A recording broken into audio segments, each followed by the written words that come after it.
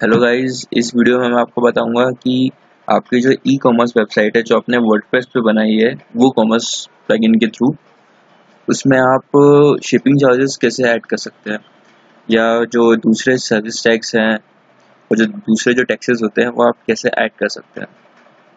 Okay, so for example मैं आपको एक डेमो दिखा देता हूँ। ये मेरी वर्डप्रेस की वेबसाइट है।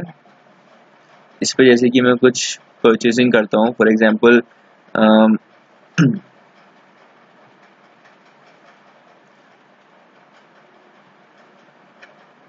मैंने यहाँ पे 100 रुपीज़ की परचेसिंग करी है, और जब मैं यहाँ पे अपनी बिलिंग डिटेल्स भरता हूँ और जब मैं चेकआउट करता हूँ तो यहाँ पे आप देख रहे हैं कि जो मेरी परचेसिंग है उसकी जो मैंने आइटम जो परचेज किया है उसकी कॉस्ट है 100 रुपीज़, और शिपिंग के चार्जेस जो मैंने यहाँ पे लगे हुए हैं वो है यहाँ पे 20 रुपीज़। तो तो मैंने क्या किया है कि जितनी भी मतलब जितना भी आपका सब टोटल बनता है, मतलब कि जो भी आप आइटम परचेज करेंगे, फॉर एग्जांपल जैसे कि मैं एक एक खरीद लेता हूँ। एक सेकेंड,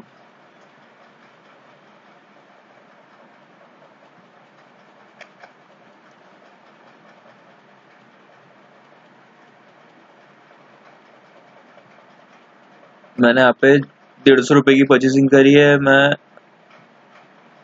50 की और कर लेता हूँ। ओके, तो जब मैं चेकआउट करूँगा तो अब आप यहाँ पे देख रहे हैं कि मैंने दो दो दो आइटम खरीदे हैं।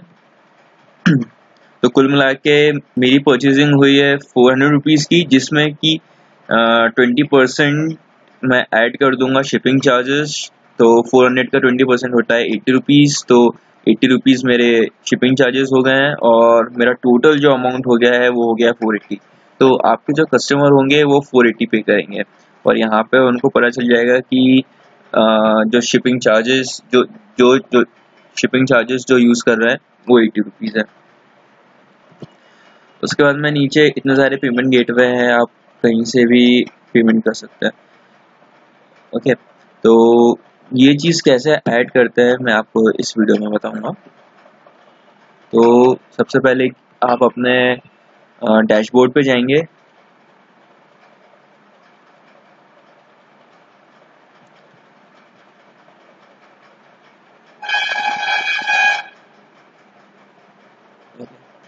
ये आप आपकी वेबसाइट के डैशबोर्ड पे आ गए हैं। यहाँ से आपको वू कॉमर्स की सेटिंग्स में जाना है इधर नीचे। ओके, जब आप वू कॉमर्स की सेटिंग्स में जाएंगे तो आपको इतने सारे ऑप्शंस आते हैं। एक सेकेंड, मैं इसको सबसे पहले टेक्स्ट को हटा देता हूँ। हाँ, तो जब आप खोलेंगे तो आपको ये यहाँ पे 7 टैब्स दिखेंगी: general, product, shipping, checkout, accounts, ये सब आपको दिखेगा। तो सबसे पहले आपको क्या करना है कि आप सेलिंग लोकेशन में जाएंगे कि आपको कहाँ कहाँ अपने प्रोडक्ट है वो बेचना है। तो इससे क्या होगा कि अगर कोई कस्टमर आता है और वो यूके का है और आप चाह रहे हो कि मैं सिर्फ इंडिया में अपने आइटम्स भेजूं, तो वो जैसे ही यूके डालेगा उसके एड्रेस में, तो उसको वो अपने आप एक नोटिफिकेशन आ जाएगी कि आप यूके में शिप नहीं करते हैं, तो वो नहीं खरीद पाएगा। तो मैंने यहाँ पे जो सेलेक्ट करके रखा है वो मैंने सेलेक्ट किया है सेल टू स्पेसिफिक कंट्रीज, या यहाँ पे मैं कर सकता हूँ सेल टू ऑल कंट्रीज। अगर मैं चाहता हूँ कि मैं वर्ल्ड वाइड अपने अपनी सेलिंग करूँ तो सेल टू ऑल कंट्रीज कर सकता हूँ। तो यहाँ मैंने किया है सेल टू स्पेसिफिक कंट्रीज। जब आप इसको इनेबल करते हैं तो ये नीचे वाला एक्टिवेट हो जाता है। सेल टू स्पेसिफिक कंट्रीज में आप कहाँ कहाँ सेल करना चाहते हैं। फॉर एग्जांपल आप सिर्फ इंडिया में सेल करना चाहते हैं तो आप इंडिया डाल दीजिए। आप चाहते हो कि ऑस्ट्रेलिया में सेल करना है तो यहाँ से आप ऑस्ट्रेलिया सेलेक्ट कर सकते हो। ऐसे करके आप यहाँ पे सेलेक्ट कर सकते हैं। ठीक है, तो ये हो गया। उसके बाद में अब शिपिंग लोकेशंस, तो आप सेल तो आप जैसे फॉर एग्जांपल 5 कंट्रीज में कर रहे हो: इंडिया, ऑस्ट्रेलिया, अमेरिका, यूके, जहाँ भी आपको सेल करना है, लेकिन आपको शिप सिर्फ इंडिया में करना है। तो उसके लिए ये ऑप्शन है कि आप यहाँ से देख सकते हो कि ship to specific countries only. अगर आप इसको सेलेक्ट करोगे तो वो पूछ लेगा कि आपको कौन सी कंट्री में आपको शिप करना है, ठीक है। और अगर आप यहाँ से करोगे ship to all countries you sell to, तो जिन भी कंट्रीज में आप सेल कर रहे हो अपने आइटम्स, वो सब में शिपिंग इनेबल कर देगा। तो मैंने यहाँ पे किया है ship to specific countries only, ठीक है। और यहाँ पे मेरी एक ही कंट्री है, तो अगर मैं यहाँ पे इंडिया लिख भी देता हूँ तब भी कुछ मतलब नहीं है। और उससे अच्छा है कि मैं यहाँ पे यही लिखूँ कि ship to all countries. Okay, अब नेक्स्ट आपको क्या करना है कि आपको जो इनेबल टैक्सेस का जो ऑप्शन है, आपको इसको इनेबल करना है, ठीक है। जब आप इनेबल कर दोगे तो जितने भी टैक्सेस के जो जितने भी ऑप्शंस होते हैं, सर्विस टैक्स, शिपिंग चार्जेस, ये सब एक्टिवेट हो जाएंगे, ठीक है। और करेंसी ऑप्शंस आप यहाँ पे खुद से सेट कर सकते हो कि आपको करेंसी बाय डिफॉल्ट क्या रखनी है, इंडियन रुपी रखनी है कि आपको दूसरा कुछ रखना है, तो आप यहाँ से देख सकते हो, ओके। और यहाँ से आप सेव चेंजेस कर दीजिए। एक बार आप क्रॉस चेक कर लीजिए सब सही है कि नहीं, ओके। जब आप इसको इनेबल कर देंगे ना यहाँ पे, तो एक आपका टैब जो है वो ऐड हो जाएगा टैक्स वाला, ठीक है। तो अब आप जाइए इस टैक्स वाले टैब में। जब आप इस टैक्स वाले टैब में जाएंगे तो आपको यहाँ बहुत सारे ऑप्शंस दिखेंगे, ओके। तो रिड्यूस रेट और जीरो रेट का आपको कुछ नहीं करना है। आपको क्या करना है कि चलो मैं आपको बताता हूँ, प्राइसेस एंटर्ड विद टैक्स। तो आप इसमें आप इन दोनों में से कोई एक चूज कर सकते हैं। फॉर एग्जांपल जब आप प्रोडक्ट को ऐड करते हैं, तो फॉर एग्जांपल जैसे कि आपने कोई एक रिस्ट वॉच ऐड करी है और उसका आपने प्राइस डाला है 500, ठीक है। तो अगर वो इंक्लूसिव ऑफ ऑल टैक्सेस है, मतलब कि आपने सारे टैक्स जोड़ के 500 डाला है, तो आप इसको यस कर दीजिए। और अगर आपको अलग से टैक्स उस पर लगाना है तो आप इसको नो करिए, ठीक है। उसके बाद में आपको यहाँ पे ये वाला ऑप्शन दिखेगा, कैलकुलेट टैक्स बेस्ड ऑन। तो यहाँ पे आपको आपका जो आप जो टैक्स लगा रहे हो वो आपको किसके बेसिस पे लगाना है, कि जो आपका कस्टमर का जो बिलिंग एड्रेस है उस पे लगाना है, या कस्टमर कहाँ पे वो प्रोडक्ट मंगवा रहा है वहाँ पे लगाना है, क्योंकि ये दो एड्रेसेस कभी कभी डिफरेंट हो जाते हैं। इसलिए मैं प्रेफर करता हूँ कि जहाँ पे वो शिप कर रहा है वहाँ पे आप टैक्स लगवाइए, शिपिंग चार्जेस वाला।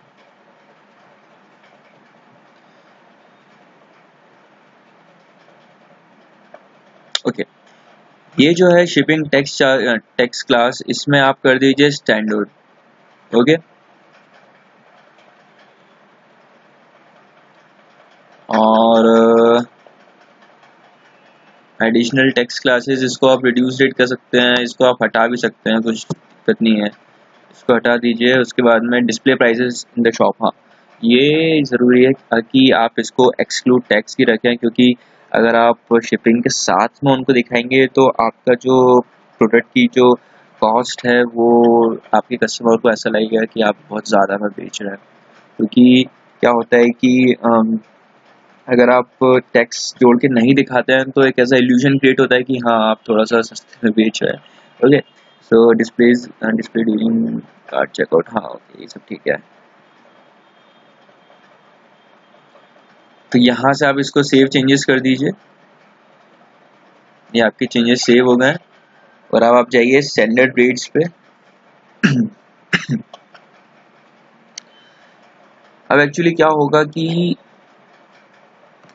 यहाँ पे आप different types of tax add कर सकते हैं। जैसे कि मैंने यहाँ पे एक टैक्स ऐड किया है जिसको मैंने शिपिंग नाम दिया है, मैं इसको आगे लिख देता हूँ, शिपिंग चार्जेस। तो जब भी ये टैक्स लगेगा तो शिपिंग चार्जेस के नाम से टैक्स लगेगा, ठीक है। आपको यहाँ कुछ नहीं करना है, अगर आप ऑल ओवर इंडिया में वो कहीं पर भी मंगवाता है आपको सेम शिपिंग चार्जेस लेना है। जैसे फॉर एग्जांपल वो या दिल्ली में शिप करे या आप कन्याकुमारी में शिप करें, आपको जो टैक्स लेना है, शिपिंग चार्जेस जो आपको लेना है वो सेम लेना है, मतलब एक ही लेना है। तो आप यहाँ पे स्टार डाल दीजिए और ओके। और यहाँ पे जो रेट है, इस रेट का मतलब ये होता है कि जो आपका सब टोटल बनेगा, जैसे फॉर एग्जांपल मैंने आपको जो डेमो दिखाया था उसमें सब टोटल बन रहा था 400 रुपये, तो 400 रुपये का 20% ये टैक्स लगा देगा। तो रेट मतलब कितना परसेंट आपको टैक्स कैलकुलेट करना है।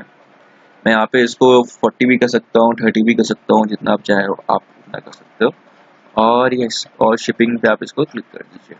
ओके, और यहाँ पे आप सेव चेंजेस कर देंगे। मैंने यहाँ पे कोई चेंजेस नहीं किया है, इसलिए ये सेव चेंजेस का नहीं बता रहा है। जैसे फॉर एग्जांपल मैं इसको कुछ और कर दूंगा, तो जैसे मैं एंटर करता हूँ तो ये सेव चेंजेस का ऑप्शन बता रहता है। आप इसको यहाँ पे सेव कर दीजिए चेंजेस।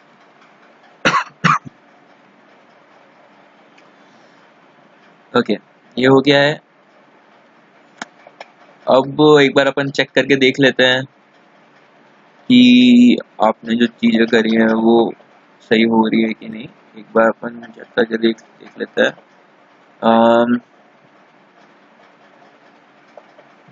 इसको रीलोड मारता हूँ। रीलोड मारने पे भी मेरे को शिपिंग चार्जेस बता रहा है 80%, मतलब 80 रुपये।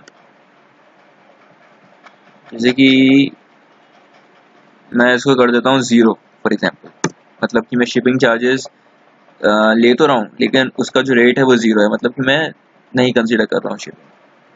Okay,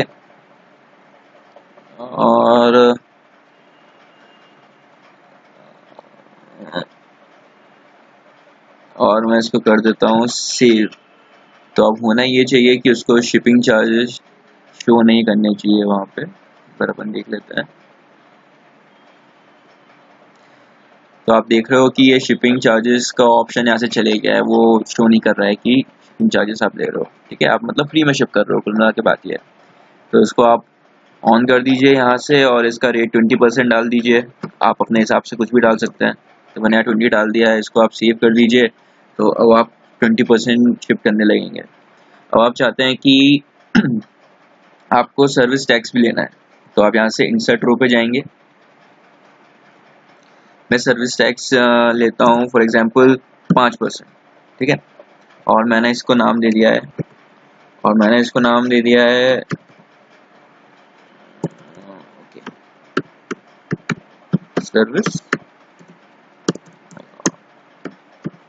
service tax.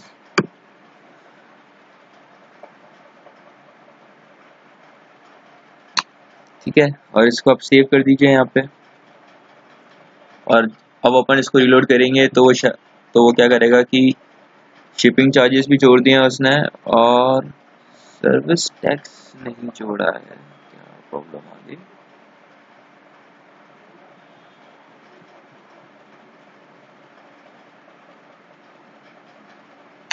ओके, ये प्रायोरिटी की दिक्कत है कि आपको इसको प्रायोरिटी देनी है कि इसको प्रायोरिटी देनी है।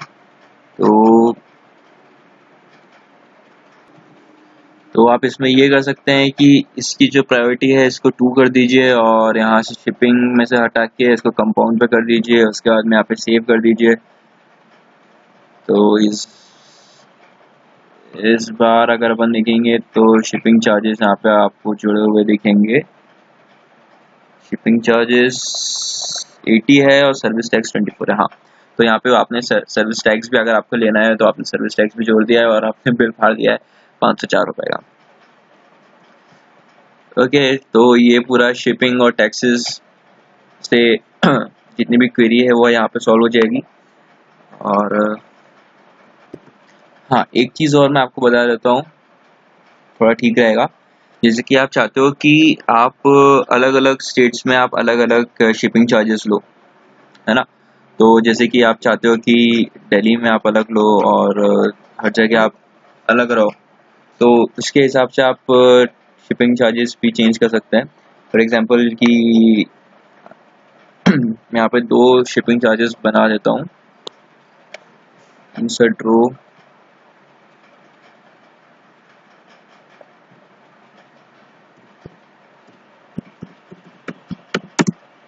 शिपिंग चार्जेस, इसको मैंने प्रायोरिटी दे दी है 1, और इसको भी मैंने इसका जो रेट इतना डाल दिया है। अब यहाँ पे आपको कंट्री कोड डालना है कि आपकी कौन सी कंट्री है। तो IN इंडिया, उसके बाद में स्टेट कोड स्टेट कोड से आप डायरेक्ट ये डाल सकते हो कि स्टेट का नाम मध्य प्रदेश, और मैं पोस्ट कोड जो भी है वो आप अपना डाल दो, सिटी यहाँ डाल दो,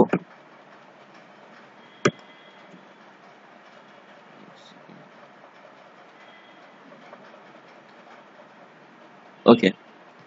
फिर आप यहाँ पे डाल सकते हो इंडिया, जैसे कि आपको यूपी के लिए अलग रखना है तो उत्तर प्रदेश यहाँ आ जाएगा, और उत्तर प्रदेश का जो भी पोस्ट कोड है वो डाल दीजिए। और आपको उत्तर प्रदेश में आप कहीं भी आप भेज रहे हैं, आपको सिटी स्पेसिफिक नहीं होना है, तो आप यहाँ से सिटी स्पेसिफिक हटा दो यहाँ से, और पोस्ट कोड भी हटा दो यहाँ से, ठीक है। और इसको जैसे फॉर एग्जांपल मैं रख देता हूँ, जैसे कि मुझे उत्तर प्रदेश में मुझे शिप करना है, तो मैं इसको लूँगा 40%, सिर्फ एक डेमो के लिए बता रहा हूँ, ठीक है। तो यहाँ से मैं सेव चेंजेस कर दूंगा, ठीक है। अब अपन ज़रा देख लेते हैं कि यहाँ पे मेरी स्टेट है मध्य प्रदेश, और मुझे लग रहा है 80%, मतलब 80 रुपीज़ 20%। अब मैं क्या करता हूँ, अब मैं इसको चेंज कर देता हूँ उत्तर प्रदेश। तो अब आप देख रहे हैं कि जो शिपिंग चार्जेस हैं वो भी बढ़ गए हैं, और सर्विस टैक्स भी बढ़ गया है। तो 160 हो गए, क्योंकि 40% 160 होता है। तो ऐसे आप अलग अलग एरिया के हिसाब से अलग अलग शिपिंग चार्जेस रख सकते हैं, और यही रखना चाहिए वैसे, क्योंकि अगर अगर कोई जैसे कि जहाँ से आप शिप करते हो और आपका कस्टमर वहीं कहीं रहता है, आस पास रहता है, तो आप उससे शिपिंग चार्जेस कम लो, और कोई मतलब दूर रह रहा है तो उससे आप ज़्यादा लो। वैसे यही करना चाहिए, ठीक है। तो ये हो गया, थैंक यू।